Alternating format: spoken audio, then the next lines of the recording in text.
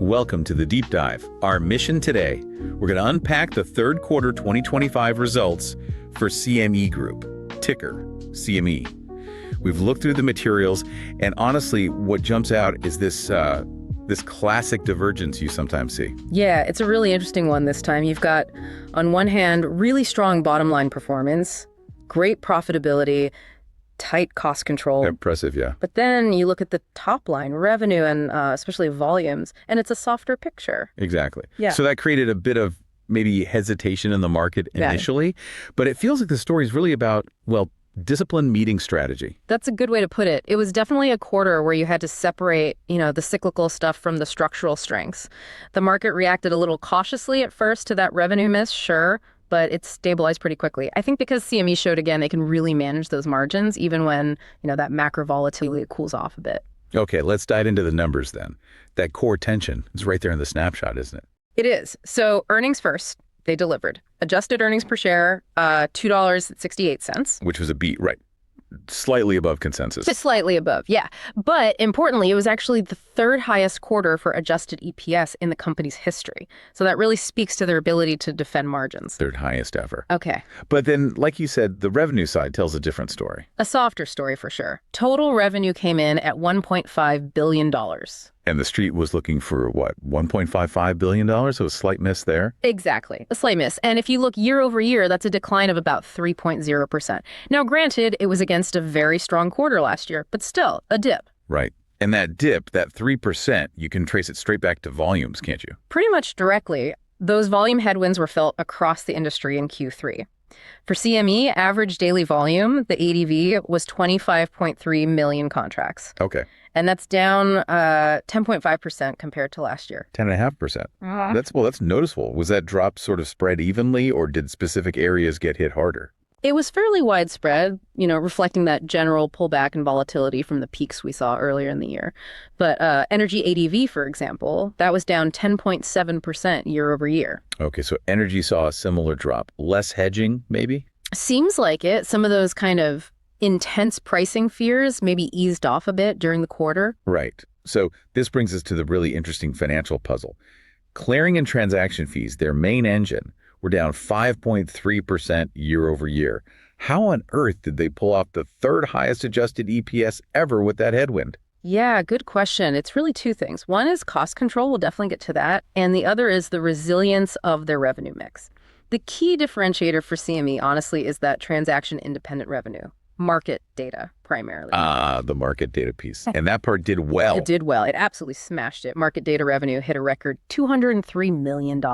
Wow. Yeah, this is the first time that segment has ever generated over $200 million in a quarter. That's up a really strong 14% year over year. 14%. So that's like a ballast for the P&L. Exactly. It's this recurring, almost subscription-like revenue. High margin, sticky. It's crucial for defending profitability when market activity, dips a bit. Okay, that makes sense. And supporting that margin defense, there was also something about the average rate per contract, the RPC. It was 0.702 towns. Right, 0.702s. And sometimes RPC goes down if the mix shifts to cheaper contracts, but management actually pointed out something interesting in equities. What was that? The RPC in equities actually went up, and the reason was a shift away from the micro contracts towards the full-size products. Oh, interesting. So what does that suggest? Well, it suggests that maybe some of the, let's say, less sophisticated retail-driven volatility might have cooled off, but the core high-value institutional hedging business, that seems to remain pretty robust. That quality of demand helps protect their margins, even if the sheer quantity of contracts is a bit lower. Quality over quantity, in a sense. Okay. And speaking of protection, the balance sheet looked pretty solid. Rock solid. They ended the quarter with $2.6 billion in cash. Debt's around $3.4 billion. But the really big news on the capital front was that OFRA sale. Right. The Options and Futures Regulatory Authority stake, they sold that off. Yeah, a major asset disposal. And management confirmed they got about $1.55 billion in net proceeds from that. $1.5 billion. That's a huge chunk of cash. It is. And the board is apparently going to make a recommendation soon on what to do with it. Dividends, buybacks. That decision is probably the single biggest near-term catalyst for the stock right now. Definitely something to watch. Okay, and before we move off financials, costs. Yeah. You mentioned discipline. They actually reduced guidance. They did, yeah. Which, in a softer quarter, really shows operational grip. They lowered the adjusted operating expense guidance for the full year 2025 by $10 million. That's excluding license fees down to $1.625 billion. So even with revenue pressure, they're tightening the belt, defending margins. Exactly. Very focused on that cash compounding. Okay, so profitability is holding up, costs are under control. Let's pivot to strategy. If near-term volumes are a bit iffy, what's management doing to build that next wave of growth? What's the long game? The message for management was pretty clear. They're focused on resilient cross-asset demand, yes, but also aggressively expanding into new markets, new distribution channels.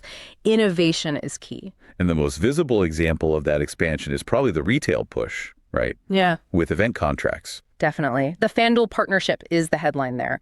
That potentially gives them access to, 13 million retail accounts? 13 million. That's huge potential reach into retail.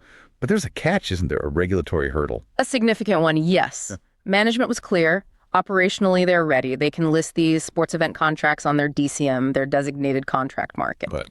But they need the nod from the federal government, specifically the CFTC. They need these contracts classified as swaps, commercial risk management tools, and not as illegal gaming. That classification is the bottleneck right now. So until they get that regulatory green light, it's potential, but not actual revenue. Potential energy, exactly. And interestingly, management also seemed confident they could grow this retail side organically through partnerships like FanDuel. They sort of downplayed the need for big M&A there. Okay, focus on organic partnerships for retail. What about beyond retail, the tech and infrastructure side? Yeah, that's another big push. Innovation isn't just about new users, it's about making the whole system run 24/7.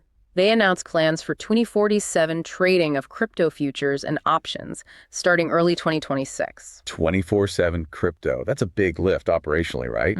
Especially around collateral. Huge. And that's where their work on tokenization with Google comes in. It sounds techy, but tokenizing cash is basically the plumbing you need for instant collateral movement. Which you absolutely need for round-the-clock risk management. Precisely. It underpins the whole 24/7 ecosystem. They're targeting a go-live for that tokenization piece in 2026 as well. Okay, 2026 shaping up to be key for these initiatives. Right. What about other product launches showing promise now? BrokerTech Chicago sounded interesting. Yeah, BrokerTech Chicago, launched in October, is structurally really important. It basically puts cash fixed income U.S. Treasuries right alongside their core futures products. Integrating cash and futures. Exactly. And the early results, pretty stunning, actually. Over $1 billion notional traded in just the first 2 weeks. $1 billion in 2 weeks. Okay, and get this, 66%, 2/3 of that volume traded at price points that weren't even available on the traditional New York venue. Wait, say that again? 2/3 trading at better prices than New York. That's what they reported, yeah. What does that tell you?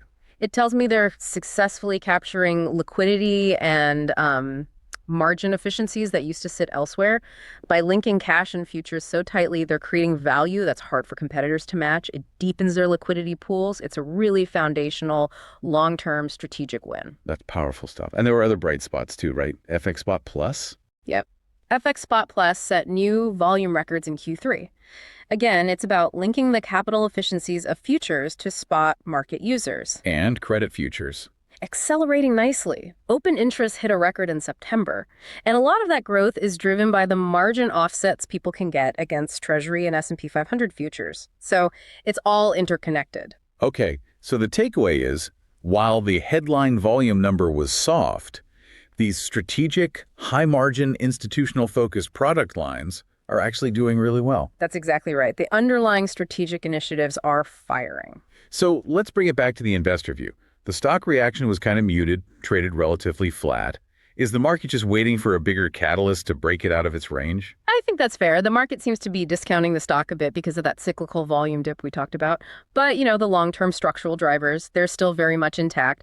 Uncertainty about the Fed's rate path keeps driving hedging demand in things like SOFR and Treasury futures. It hasn't gone away. Not at all. And, geopolitical risk, while never good, does tend to drive demand for the kind of complex risk management tools CME specializes in. And even within that soft energy segment, you mentioned a positive outlook, something about market share. Yeah, two things there. First, management noted their WTI futures market share actually ticked up in Q3, went from 74% in Q2 back up to 76%, so they regained some ground. Okay. And second, they're very optimistic about growth in natural gas volumes. That's being driven by the whole U.S. LNG export story, more liquefaction, more exports, all indexed to Henry Hub. Where CME has dominant market share. Exactly, close to 80% share in Henry Hub, so that LNG trend is a nice structural tailwind for them. So summing up the strategic picture, these investments in data in FanDuel, BrokerTech Chicago, the 24/7 crypto push, it all reinforces that idea of CME as a high-quality cash compounder, right? Absolutely. They can grow even when the broader macro volatility takes a breather. The focus now just shifts to timing. When does 2047 crypto really take off? And maybe more immediately, what does the board decide to do with that $1.55 billion in OFR8 cash? Okay, which brings us nicely to our segment. This is not financial advice. So the setup is this. You've got a company sitting on this huge pile of cash, at $1.55 billion from the OFRA sale, plus their existing cash. But the stock is kind of stuck, range-bound, because the market's enthusiasm is being held back a bit by that recent volume softness. Yeah. The stock needs a jolt, right? It needs a catalyst, yeah. Or maybe a confluence of catalysts, an outrageous but plausible scenario, perhaps. A confluence trade. What if you could time a trade for two things happening almost simultaneously? Okay, I'm listening. We're thinking about a sharp, almost vertical move upwards, maybe playing with something like a long-dated call spread, deep out of the money, say 6-9 months out. You're betting on a specific rapid re-rating event. Driven by what, specifically? The shock catalyst has two parts. Part one, a major macro event kicks back in. Think a really decisive shift from the FOMC that finally locks in the rate path, sending SOFR volumes through the roof. Or maybe an unexpected energy shock that causes hedging demand to explode, something big that brings volatility back. Okay, macro catalyst returns. And part two. Part two is internal. Combined with that macro event, imagine a surprise announcement from CME. They decide to deploy that $1.55 billion OFRA war chest aggressively, maybe a massive special dividend or a huge accelerated share buyback program, something that really signals confidence and returns capital in a big way. Ah, I see. The capital deployment surprise timed perfectly with the return of macro volatility. That would likely shock the stock higher, break it through those resistance levels. Exactly. It's an asymmetric bet. Your betting management chooses to be aggressive with that cash just as the cyclical tide turns back in their favor. High leverage, timing sensitive. Betting on that confluence of internal capital decisions and external macro factors, it's certainly plausible, if bold. A bold pitch indeed. Okay, let's wrap up this deep dive. To recap, CME delivered strong profitability, showed really impressive cost control, especially considering the cyclical volume headwinds they faced. Yeah, and those transaction-independent revenues, especially market data hitting that record level, proved incredibly durable. Really shores up the P&L. Right, so that near-term volume weakness, while noticeable, is being met with these aggressive long-term strategic moves into event contracts, into 247 access, integrating cash and futures. Management's definitely playing the long game, positioning the exchange for, well, the future of markets, leveraging tech, leveraging their capital discipline, targeting retail, targeting that 247 global demand. Which leaves us with the final and maybe most critical question for you, the listener, to think about. The strategic expansion, particularly into prediction markets via FanDuel, it has huge potential, obviously, but it's currently sort of held hostage by that regulatory question we discussed. The swaps versus gaming classification. Exactly. So will the federal government ultimately give them the green light, classifying these sports contracts as risk management swaps and unlocking potentially significant new retail cash flows? Or will regulatory delays, maybe the complexity of the contracts themselves, end up limiting the actual value CME gets from that FanDuel partnership, at least for the foreseeable future? That really feels like the key uncertainty, balancing against the operational strengths and other strategic wins we saw this quarter. Something to chew on. Food for thought, definitely. Well, thanks for joining us for this analysis. We appreciate you tuning in. We'll catch you next time for the next deep dive.